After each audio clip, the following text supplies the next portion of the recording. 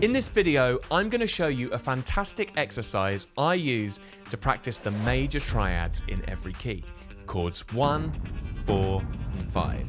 I use this exercise all the time as part of my warm-up routine. And one of the reasons why I love it, it doesn't just get the fingers warmed up, it actually gets us thinking about and hearing the harmony in a major key. So in this video, I'm going to break down the exercise so you can incorporate it into your practice. Let's dive in.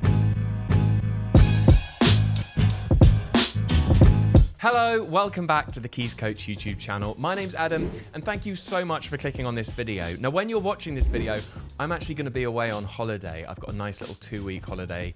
We're going to Vietnam, which should be really fun. So I'm looking forward to that. So hopefully when you're watching this, I'll be on a sort of sunbed somewhere, or maybe walking up a mountain. I don't really know what we've got planned. But while I'm away, I've scheduled a bunch of videos to go out because I didn't want you to be without a piano lesson while I'm on holiday. So I hope you find these useful. In this video, I'm going to show you an amazing warm-up exercise that I've been using for years to get the major triads in a key under my fingers. So what are the major triads in a key? Well, if we take the key of C major, the major triads in that key are C, F, and G. So the harmonic sequence goes C, which is chord 1, followed by F, which is chord 4, followed by G, which is chord 5, and then back to chord 1. Now, we're not going to play them in root position. We're going to use what we call inversions. And I have done a separate video all about inversions, which you can go and check out after this. But just as a reminder, if you take a root position chord and we take this note here, the C, up an octave, we get first inversion. We take this note here and put that up the octave, we get second inversion. If we do the same thing again, we're back at root position. So we've got root position, first inversion, second inversion, and then back to root position. Now, in our right hand, we're going to start in second inversion on the C chord. And what we're going to do is we're going to do this. I'll show you the rhythm. I'll do that again. I'm actually holding some of those notes down, but if I was to play them really clean. Then we go. I'll play that whole thing for you.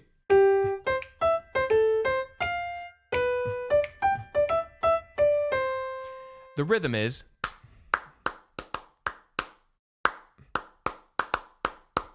And it's really important all the time you're doing this that you have that kind of semi-quaver subdivision going through. Daka, daka, daka, daka, daka, daka, daka, daka.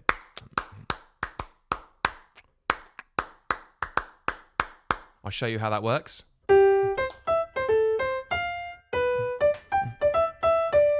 Yeah, that's the rhythm. And then the next part of it goes. That's the pattern.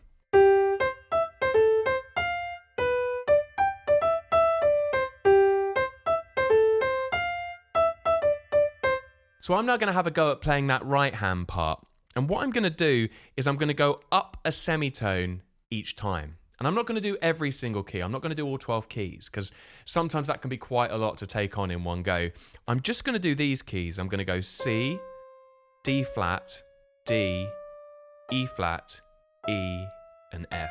1, 2, 3, 4, 5, 6. We're going to do 6 keys. If you want to play along at home, I've put together a free PDF lesson book, which you can download by clicking the link in the video description. It's completely free, and I've written out this whole exercise in all of the keys I'm going to cover today. So yeah, go ahead and grab your copy. The link's in the video description. Let's have a go at doing that right hand part in all those different keys, and I'm going to use a backing track that I've created. Okay, here we go. We're going to start in C, and we're going to go up chromatically.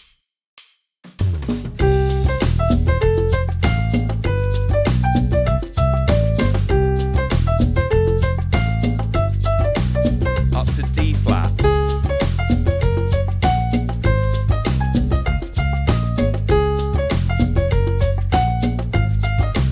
Up to D.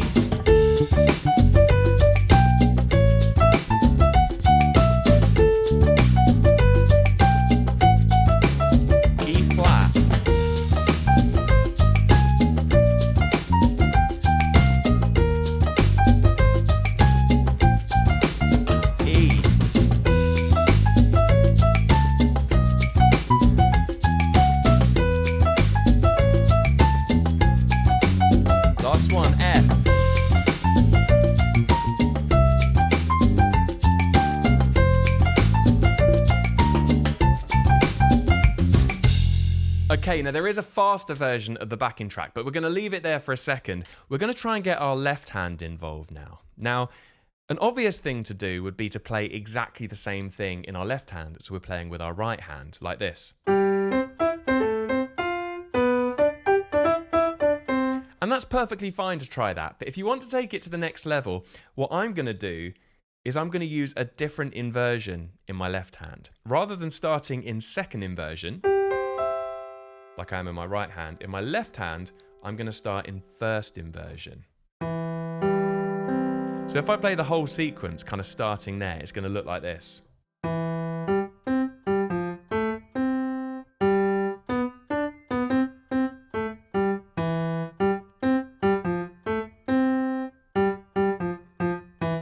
Do you see that? I'll do it once more for you.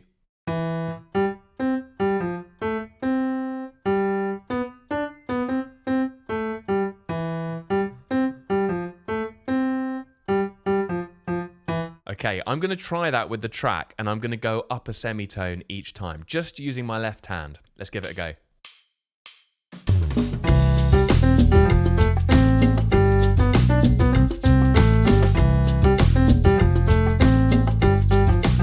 Now up to D flat.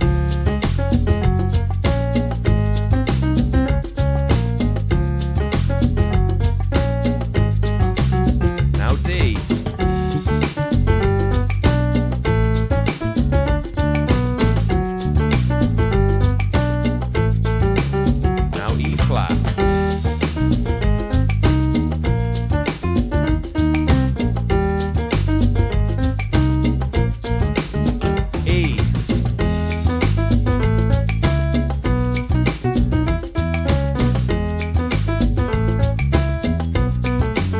Last one, F.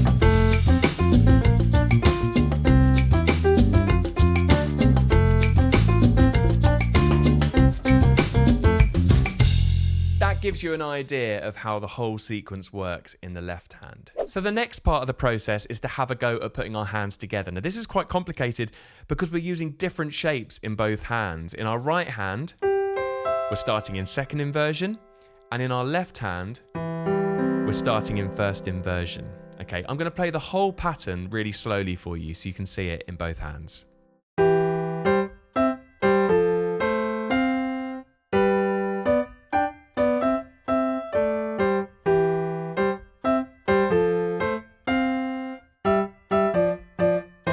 I'll do that once more again for you really slowly. Here we go.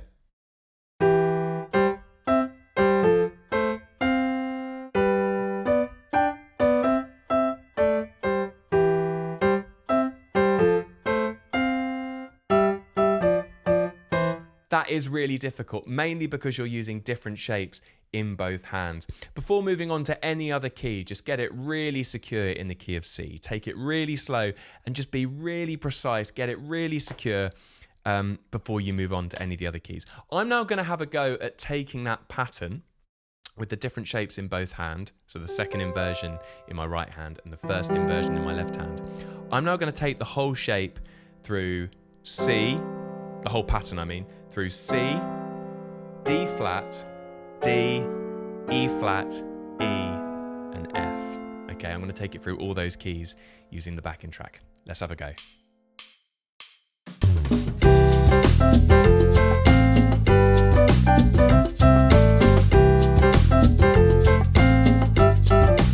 Up to D flat.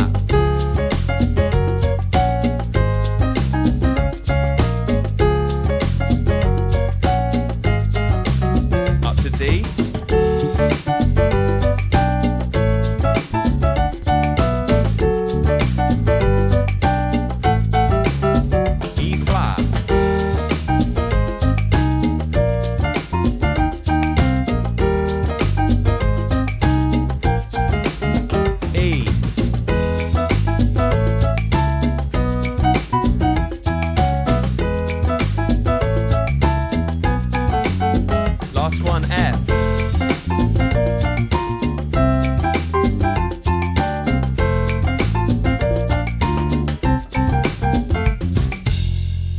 struggling with some of those keys, don't forget you can go and download the free PDF lesson book, which contains the notation for the entire exercise. The link is down in the video description. I've also created a faster backing track, so I'm going to have a go now at playing this whole exercise at a faster BPM. Let's give it a go.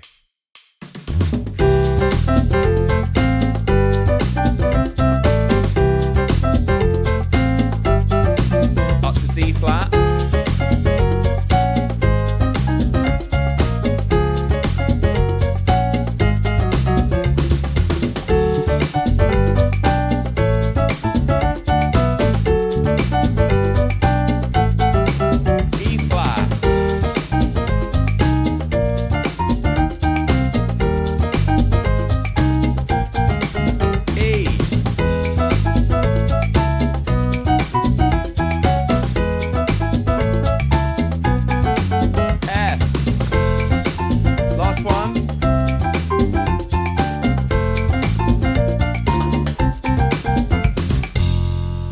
This is one of these exercises I've been using for years. It's so good because it not only gets your fingers really moving around the keys, it gets chords 1, 4, and 5 into your playing. Chords 1, 4, and 5 make up so many songs that we play.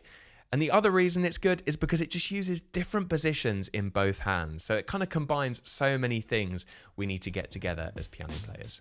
Thank you so much for watching this video. I do hope you got something out of it. It would mean a huge amount to me if you could like the video, subscribe to the channel, and ding the bell. And if you're looking for another video to take your keys playing to the next level, check out this video right here.